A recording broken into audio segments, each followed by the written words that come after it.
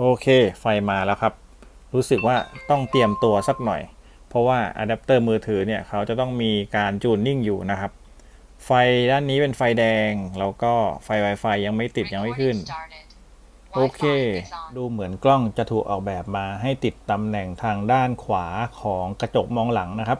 เราสามารถที่จะติดเองได้ง่ายๆแนะนำให้เชื่อมต่อกับมือถือก่อนแล้วเปิดหน้าจอมือถือดูมุมให้ชัดเจนนะครับว่าขึ้นในมือถือตรงกลางหรือเปล่าแล้วค่อยขยับหากล้องก่อนที่จะติดตั้งนะครับเพื่อที่จะได้ตำแหน่งที่ถูกต้องแล้วก็มุมก้มมุมเงยให้ดูในระดับสายตาอยู่ในระดับรถยนต์คันหน้าด้วยนะครับเพื่อที่จะให้สามารถคาลิเบรตได้อย่างรวดเร็วแล้วก็วิดีโอออกมาได้ตรงสามารถเตือน ADAS ได้แม่นยำนะครับผมเองก็เชื่อมต่อมือถือก่อนที่จะเอากล้องมาแปะนะครับโดยมีการแปะแผ่นสูญญากาศไป1รอบนะหลังจากนั้นก็แกะกาว2หน้าของกล้องออกมาแปะเข้าไปตรงนี้พร้อมกับดูมุมของกล้องในมือถือที่วางตะแคงอย่างชัดเจนแล้วพร้อมแล้วนะครับจะเห็นว่าตอนนี้มีไฟ3ดวงสีน้ำเงินคือ Wi-Fi สีเขียวคือ GPS ส่วนสีแดงทางขวาคือสถานะการบันทึกอยู่นะครับส่วนกล้องหลังผมก็ติดตั้งแบบนี้เลยไม่ได้จำเป็นต้องติดบนกระจกก็ได้ผมมีพื้นที่บนเหล็กด้านบนนะครับสามารถที่จะเอากาว2หน้าแปะแบบนี้ก็ถือว่าโอเคครับได้มุมที่ถูกต้องและสามารถบันทึกได้อย่างชัดเจนผมจะติดตั้งกับ OBD นะครับเพื่อให้สามารถใช้ Parking Mode ได้เขาจะรับไฟจาก OBD แล้วก็เข้าสู่โหมด Parking หลังจากที่เราดับเครื่องยนต์ไปแล้ว3นาทีนะครับจะเป็นการมอนิเตอร์พร้อมกับสังเกตการดูว่ามีความเคลื่อนไหวหรือเปล่าแล้วก็มี G sensor ไหมอะไรประมาณนี้นะครับสำหรับกล้องที่บันทึกในห้องโดยสารก็เป็น Full HD อย่างที่เห็นนะครับถ้าเป็นตอนกลางวันก็จะได้ภาพค่อนข้างชัดตัวนี้คือชัดมากๆนะครับก็เป็นมุมกว้างด้วยนะ150องศาถ้าเกิดกลางคืนจะเป็นภาพขาวดำนะครับน่าจะเป็นการส่องอินฟราเรดบันทึกก็ชัดเหมือนกันแต่เป็นภาพขาวดำธรรมดานะครับมาชมภาพกล้องหน้าบ้างครับค่อนข้างชัดมากนะครับต้องบอกเลยว่าชัดจริงๆลองดูป้ายทางด้านซ้ายบน Samsung นะครับโฆษณาตัวหนังสือชัดเจนแล้วก็ป้ายที่อยู่บนทางด่วนนะครับตรงกลางเลยนะสังเกตดูนะครับอ่านออกตั้งแต่อยู่ไกลๆเลยพอขับไปเรื่อยๆก็จะเห็นภาพทุกมุมเป็นมุมกว้าง150องศาเห็นป้ายโลตัสเห็นป้ายด้านข้างที่เป็นป้ายโฆษณาชัดเจนนะครับซึ่งผมรู้สึกว่าทั้งกล้องหน้าและกล้องหลังอย่างที่เห็นชัดเจนถ้ากล้องหลังเนี่ยก็จะเห็นเลยว่าใครขับรถมาขี่รถมอเตอร์ไซค์มานะครับเรื่องป้ายทะเบียนไม่ต้องห่วงครับชัดเจนจริงๆลองสังเกตดูดีๆก็จะสามารถเห็นคนเดินมาแต่ไกลเลยครับพอจะมองออกนะครับว่าคนเดินมาคนนั้นเป็นใครค่อนข้างไกลมากเวลาที่เราขับรถเร็วอย่างที่เห็นตอนนี้นะครับสังเกตดูป้ายทะเบียนสามารถดูป้ายทะเบียนด้านข้างได้อย่างชัดเจนทั้งที่มีความเร็วสูงนะอย่างที่ผมซูมมาให้ดูนะครับเราขับรถตามคันข้างๆก็สามารถที่จะซูมย้อนหลังดูทะเบียนได้ลองดูคันหน้านะครับตอนนี้ผมจะเร่งความเร็วพอเร่งความเร็วมากขึ้นอยู่บนถนนใหญ่ลองดูทางซ้ายทางขวาภาพค่อนข้างเคลียร์นะครับเราจะมาดูป้ายกันถ้าเกิดว่าเราอยากดูป้ายย้อนหลังมาดูกันว่าป้ายทางซ้ายบนนะครับจะเห็นไหมเราสามารถที่จะเห็นภาพชัดเจนอ่านออกด้วยนะครับภาพตรงนี้คือผมหยุดให้ดูชัดๆนะครับว่าป้ายบอกทางก็สามารถบันทึกได้มาดูป้ายทะเบียนของคันทางขวาครับพอขับผ่านแซงเราไปแบบนี้ก็สามารถบันทึกป้ายทะเบียนได้อย่างชัดเจนอ่านออกด้วยนะครับเราก็สามารถขับตามไปแบบนี้แล้วก็บันทึกภาพซ้ายขวาหน้าหลังเก็บไว้ได้หมดเลยรวมถึงห้องโดยสารด้วยนะครับสำหรับการคาลิเบรตนะครับคุณเอามือถือขึ้นมาเปิดแบบนี้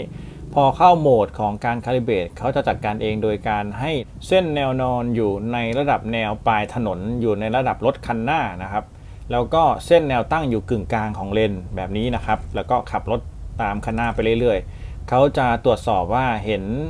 เลนชัดเจนไหมเห็นเส้นขอบทางชัดเจนไหมแล้วก็ระดับกล้องเป็นยังไงนะครับพอขับไปเรื่อยๆเดี๋ยวเขาจะพยายามจูนนิ่งแล้วก็คาลิเบรตของเขาเองนะครับตอนนี้ผมก็ขับไปเรื่อยๆนะครับจริงๆแล้วผมก็เปิดมือถือเอาไว้นี่แหละนะครับแล้วก็คาลิเบรตไปเรื่อยๆตามคันหน้าไปเรื่อยๆก็ระยะทางค่อนข้างไกลพอสมควรประมาณสัก2 กิโลนะครับเข้าใจว่าเขาคงหาตำแหน่งเลนที่ชัดเจนไม่ได้ก็เปิดแล้วก็รอไปเรื่อยๆครับจังหวะนี้เข้าสู่การเตรียมการคาลิเบรตแล้วครับเพราะว่าเป็นเส้นตรงแล้วก็เลนค่อนข้างชัดนะครับ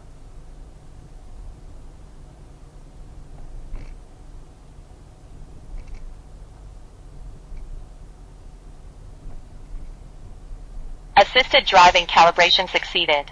โอเคถือว่าเรียบร้อยนะครับหลังจาก Caution นั้น pedestrian crossing. พอผมออกมาถนนใหญ่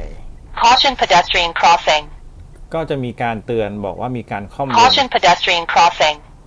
มีการข้ามเลนไปมาของมอเตอร์ไซค์นะครับ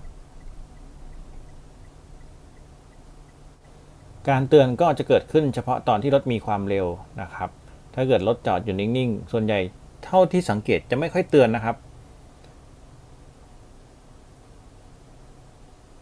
The vehicle ahead has started. แล้วก็บอกว่ารถคันหน้าเริ่มสตาร์ทแล้วก็ขยับนะครับ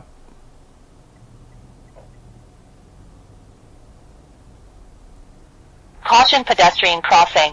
มีการเตือนรถคันหน้าปาดเลนนะครับ Caution pedestrian crossing. เข้าใจว่าเป็นการเตือน cross lane นะครับส่วนกล้องหลังตอนกลางวันก็ชัดแจ๋วครับวินมอเตอร์ไซค์หรือคนที่ขี่มอเตอร์ไซค์ตามคนที่อยู่ข้างทางก็สามารถบันทึกหน้าตาของทุกคนได้ถ้าไม่ใส่หมวกกันน็อกเนี่ยครับก็จะเห็นหน้าตาชัดเจนแบบนี้กิริยาท่าทางรายละเอียดบันทึกได้คมชัดมากๆนะครับก็ถือว่ายอดเยี่ยมครับหลิงตู้ D08 กล้องชัดทุกมุมนะครับมาดูตอนกลางคืนผมกำลังจะทดสอบการเข้าโหมด Parking นะครับหลังจากดับเครื่องยนต์รอประมาณ3นาทีนะครับก็จะเข้าสู่โหมด Parking โดยอัตโนมัติ Entering parking mode. คุณต้องเสียบ OBD เอาไว้นะครับถ้าเป็นเสียบอะแดปเตอร์จะไม่ได้มีโหมด Parking นะครับพอโหมด Parking กล้องก็จะชัตดาวน์ตัวเองแต่ยังเปิดเซ็นเซอร์อยู่ในระหว่าง Parking Mode ถ้ามีคนเดินผ่านหน้ารถก็จะมีการบันทึกไว้แบบนี้สีก็คล้ายๆอินฟราเรดนะครับรายละเอียดกลางคืนก็สามารถเก็บภาพได้ชัดเจนนะครับว่าเป็นรถรุ่นอะไรแล้วก็อยู่ในสถานะไหนสีอะไรนะครับถ้าเกิดว่าต้องการเก็บป้ายทะเบียนก็อาจจะต้องขับประชิดนิดนึงเป็นเรื่องปกติของภาพกลางคืนแต่ว่าสีสันแล้วก็ความสว่างได้ครับป้ายด้านข้างก็เก็บได้ชัดเจนสังเกตดูลองอ่านป้ายดูนะครับเราสามารถดูได้ตอนนี้จะมีคนข้ามถนนเห็นตัวเลขของไฟแดงนับถอยหลังครับก็สามารถที่จะเก็บตัวเลขเก็บป้ายบอกทางเก็บข้อมูลอื่นๆเก็บไฟรปภ.ด้านหน้าได้นะครับแล้วก็ดูป้ายทะเบียนคันหน้านะรวมถึงวัตถุ Wi-Fi รายละเอียดรถด้านข้างก็เก็บได้ครับขอแค่มีแสงที่ส่องไปถึงนะครับลองสังเกตรถกำลังเคลื่อนที่นะครับเราจะสามารถเห็นป้ายทะเบียนของเลนข้างๆได้ด้วยถ้ามีแสงส่องไปถึงกล้องสามารถเก็บรายละเอียดได้นะครับเขารับแสงค่อนข้างดีมีคนยืนอยู่หน้าป้ายมีคนเดินทางซ้ายนะครับแล้วก็มีป้ายโฆษณาอยู่ทางขวาบริเวณเสารถ BTS นะครับซึ่งไม่ต้องห่วงเลยครับทั้งภาพกลางวันกลางคืนเก็บรายละเอียดได้ค่อนข้างดีนะครับอีกอย่างหนึ่งที่ผมชอบก็คือบริเวณด้านล่างนะครับจะมียี่ห้อมีรุ่นมีวันที่มีเวลามีตำแหน่ง GPS แล้วก็ความเร็วอยู่ด้วยนะครับสแตมป์ลงบนวิดีโอเลยกลับมาดูกล้องด้านหลังอีกครั้งครับจริงๆแล้วกล้องทุกส่วนนะครับทั้งกล้องหน้ากล้องหลังกล้องภายในรถจะมีบันทึกข้อมูลด้านล่างหมดที่เป็นข้อมูลรุ่นยี่ห้อวันที่เวลา GPS แล้วก็ความเร็วนะครับแสงค่อนข้างเยอะแบบนี้ดีมากเก็บรายละเอียดได้ดีนะครับ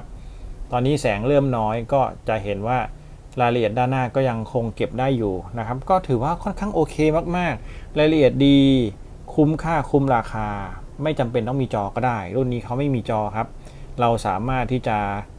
เก็บรายละเอียดบันทึกเป็นหลักฐานได้ทั้ง3 Channel นะครับเมมโมรี่ให้มา128ตอนนี้ผมใช้มาตั้งหลายวันยังไม่เต็มเลยยังไม่ได้วนของเดิมนะครับก็ถือว่าเยี่ยมครับเอามาแนะนำให้ชมตรงนี้เป็นฟังก์ชันของเขาทั้งหมดที่อยากจะโชว์จุดเด่นให้ชมนะครับก็ยืนยันเลยครับถ้าเกิดท่านใดสนใจก็ตามลิงก์ใต้คลิปนะครับผมจะมีคลิปต่อๆไปเดี๋ยวผมขอทดสอบเพิ่มเติมจะเอามาแนะนำให้ชมเรื่อยๆสำหรับฟังก์ชันของ Ringto D08 สำหรับคลิปนี้ขอบคุณที่รับชมครับสวัสดีครับ